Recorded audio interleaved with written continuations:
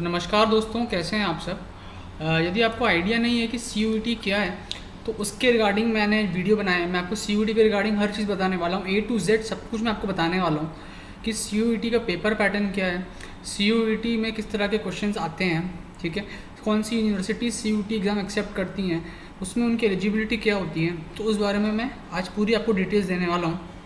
तो सबसे पहले तो आप मेरे चैनल को सब्सक्राइब कर लें। चलिए लेट्स स्टार्ट। देखिए, CUET का जो फुल फॉर्म है that is common university entrance test, है ना। रिसेंटली गवर्नमेंट ने इंट्रोड्यूस किया है, 2022 में ये इंट्रोड्यूस हुआ है, मार्च अप्रैल के समय ये इंट्रोड्यूस हुआ है। एंड गवर्नमेंट को इसको इंट्रोड्यूस करने का मोटिव ये था कि देखिए कॉमन इसमें क्या है, कॉमन है।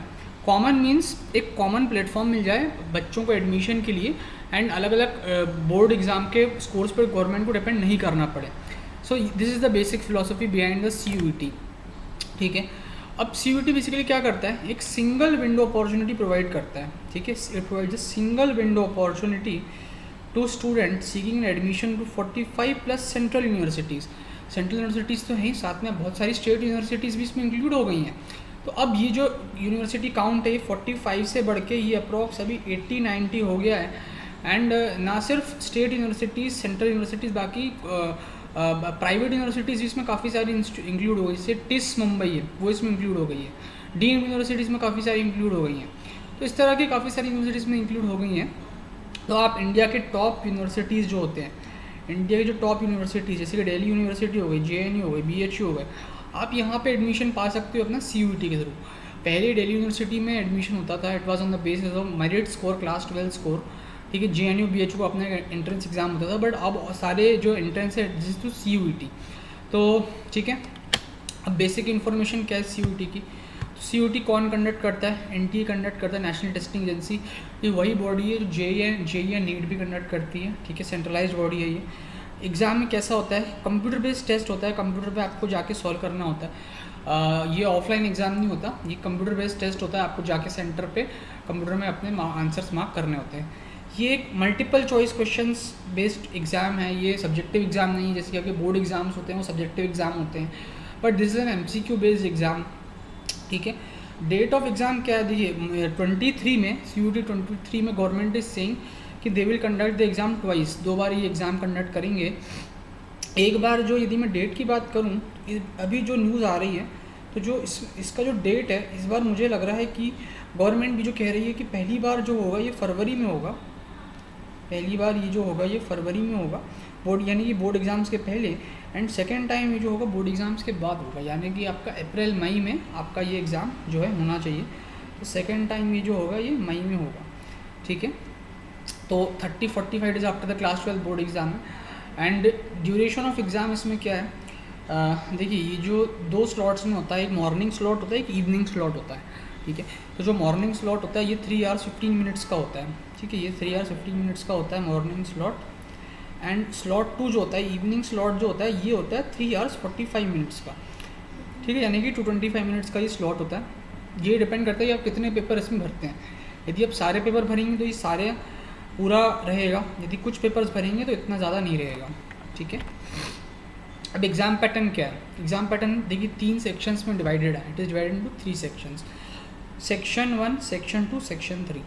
सेक्शन 1 जो है इसमें 13 लैंग्वेजेज हैं, ठीक है। सेक्शन 1 में 13 लैंग्वेजेज। तो आप यदि इंग्लिश मीडियम से तो आप इंग्लिश चूज़ करो, if you from Hindi medium you should choose Hindi, if you are from Tamil, Telugu, Kannada, Malayali, Gujarati background, so you can choose all those language also. ज़रूरी नहीं है कि आप इसमें इंग्लिश ही चूज़ करें, ठीक है। सेक्शन 2 जो है इसमें 27 डोमेन स्पेसिफिक सब्जेक्ट्स हैं, ठीक है, डोमेन स्पेसिफिक सब्जेक्ट्स हैं। एंड डोमेन स्पेसिफिक सब्जेक्ट्स में जो है कुछ आपके जो क्लास 12 में आप सब्जेक्ट्स पढ़ते हैं वही हैं। जैसे कि जो कॉमर्स वाले बच्चे वो अकाउंट्स, इको, बिजनेस पढ़ते हैं, तो अकाउंट्स है, इको है, बिजनेस स्टडीज़ है। मैनिटीज़ के बच्चे हिस्ट्री, इकोनॉमिक्स, पॉल साइंस पढ़ते हैं, वो है। सेक्शन 3 जो है जनरल टेस्ट है, ठीक है। जनरल टेस्ट में बेसिकली जो जनरल टेस्ट है इसमें आपका मैथ्स आती है, लॉजिकल रीजनिंग आती है, करंट अफेयर्स आती है, GK आता है। इसमें बेसिकली 4 सेक्शन रहते हैं, ठीक है, 4 सेक्शन रहते हैं। पहला जो रहता है इसमें क्वांट्स रहता है, ठीक है, पहला जो रहता है क्वांट्स रहता है। दूसरा जो रहता है इसमें लॉजिकल रीजनिंग रहती है, ठीक है। तीसरी जो चीज़ रहती है इसमें GK रहता है। एंड चौथी जो चीज़ रहती है इसमें करंट अफेयर्स रहता है, ठीक है। तो choosing option from each section is not mandatory, but choice should match the requirement of desired university, यानी कि जो यूनिवर्सिटी की रिक्वायरमेंट है वो आपको वो लेनी है ना। एंड सब सारे सेक्शन है ना कंपल्सरी नहीं है। अब हम देखते हैं क्या पेपर पैटर्न है। तो देखिए 13 लैंग्वेजेस में से आपको कुछ इंग्लिश हिंदी में से कोई चूज़ करना है। अब इसमें कितने क्वेश्चन आएंगे, 40 क्वेश्चन आएंगे, आपको अटेंड करने हैं 45 मिनट्स में। 40 question in 45 out of 50 you have to attempt in the 45 minutes period. जो सेक्शन 1 हो गया, अब सेक्शन 2 पे हम आते हैं। सेक्शन 2 में देयर आर 27 डोमेन सब्जेक्ट्स। अब जो पॉपुलर डोमेन सब्जेक्ट्स हैं, वो क्या है, जैसे जो सब आप लोग 12th में पढ़ते हो, अकाउंट्स हो गया, इकोनॉमिक्स हो गया, बिजनेस स्टडीज़ हो गया, है ना, हिस्ट्री हो गया, पॉलिटिकल साइंस हो गया, फिजिक्स, केमिस्ट्री, मैथ्स हो गया, ये सारे जो है पॉपुलर डोमेन्स हैं। 40 क्वेश्चंस आपको अटेम्प्ट करने हैं 50 क्वेश्चंस में से, एंड 45 मिनट्स का टाइम दिया जाएगा पर डोमेन में आपको, ठीक है, 40 मिनट्स का टाइम दिया जाएगा। अच्छा, तीसरा आपका जनरल टेस्ट जो है, इसमें क्वेश्चंस आएंगे mental ability, logical reasoning, general knowledge, current affairs and quantitative aptitude, यानी कि क्लास 10 तक की या क्लास 8 तक की मैथ से क्वेश्चन रहेंगे।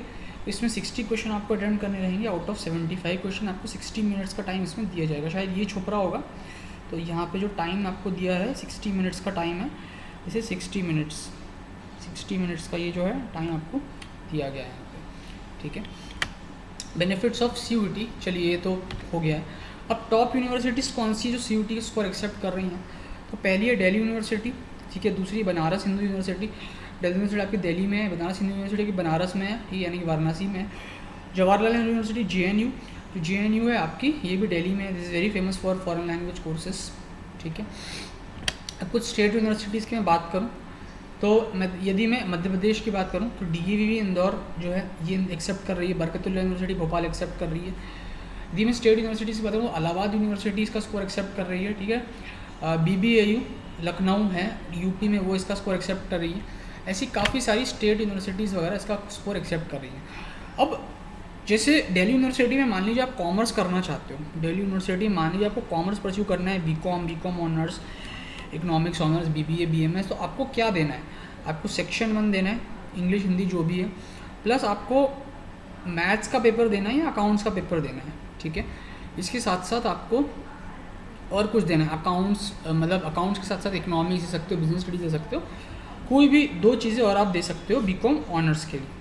अब मैं बात करूँ बीकॉम की, तो आपको यहाँ पे इंग्लिश देना है, हिंदी देना है, कोई आपको एक लैंग्वेज देनी है, प्लस एनी 3 फ्रॉम सेक्शन 2, यानी कि जैसे आपके ये ना, आपका ये होगा अकाउंट्स, इको, बिजनेस, आप ये दे सकते हो, एनी 3 फ्रॉम सेक्शन 2, ठीक है।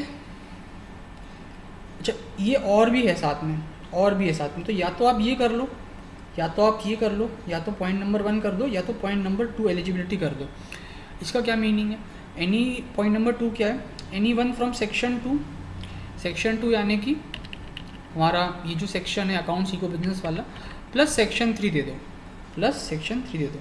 इकोनॉमिक्स ऑनर्स में जो है मैथ्स कंपलसरी है, बाकी लैंग्वेज है, प्लस एनी 2 फ्रॉम सेक्शन 2 है। एंड जो BBA BMS के कोर्सेज होते हैं उसमें इंग्लिश मतलब language plus maths plus section 3 जो है वो कंपलसरी है, ठीक है। फिर मैं ह्यूमैनिटीज़ की बात करूँ, तो ह्यूमैनिटीज़ का चाहे कोई भी कोर्स हो, BA ऑनर्स जिस भी चीज़ में हो, चाहे साइकोलॉजी में हो, चाहे पॉलिटिकल साइंस में हो, चाहे इकोनॉमिक्स में हो, हिस्ट्री में हो, तो इसमें the sole criteria is any 1 language from section 1 plus any 3 from section 2, है ना। यानी कि जो 3 सब्जेक्ट्स हैं आपको देने हैं यहाँ से सेक्शन 2 से, एंड सेक्शन 1 यानी लैंग्वेज सेक्शन आपका कंपलसरी है, ठीक है। तो ये आपको मालूम होगा कि अच्छे क्या बेनिफिट्स होते हैं दिल्ली यूनिवर्सिटी में स्टडी करने के, या किसी भी सेंट्रल यूनिवर्सिटी में स्टडी करने के। अच्छी आपको एक्सपीरियंस फैकल्टी मिलती है, एक अच्छा टीचिंग स्टाफ मिलता है, ठीक है। और ऑल ओवर इंडिया से बच्चे सेलेक्ट होकर आते हैं, अच्छे क्वालिफाइड होते हैं, इंटेलिजेंट बच्चे को साथ पढ़ने की अपॉर्चुनिटी मिलती है। फिर ल्यूक्रेटिव प्लेसमेंट अपॉर्चुनिटीज़ भी काफ़ी अच्छी होती हैं, ठीक है। तो जो प्रोफेशनल कोर्सेज होते हैं, जो नॉन प्रोफेशनल कोर्सेज भी होते हैं, उनमें भी काफ़ी अच्छी अपॉर्चुनिटीज़ रहती हैं। एंड अच्छा इंफ्रास्ट्रक्चर रहता है, अच्छी फैसिलिटीज़ रहती हैं, wifi, sports, hostel facility, canteens, library, है ना, ये सारी चीज़ें अच्छी अवेलेबल रहती हैं। एंड सबसे बड़ी बात फ़ीस जो रहती है ना, ये फ़ीस काफ़ी कम रहती है। मैं फ़ीस की बात करूँ तो इसकी जो ट्यूशन फ़ी रहती है 12,000 से 15,000 में आपका पूरा काम हो जाता है, ठीक है। तो ये था मेरा video regarding what is CUT exam, CUT क्या है। एंड मैं इस तरह से वीडियो लेके आता रहूँगा। हमारा नया कोर्स हम स्टार्ट करने वाले हैं for CUT 23। So you can contact on the given number and you can inquire regarding the course. तो यदि मेरा वीडियो अच्छा लगा तो प्लीज़ मेरे चैनल को सब्सक्राइब करें। Thank you very much.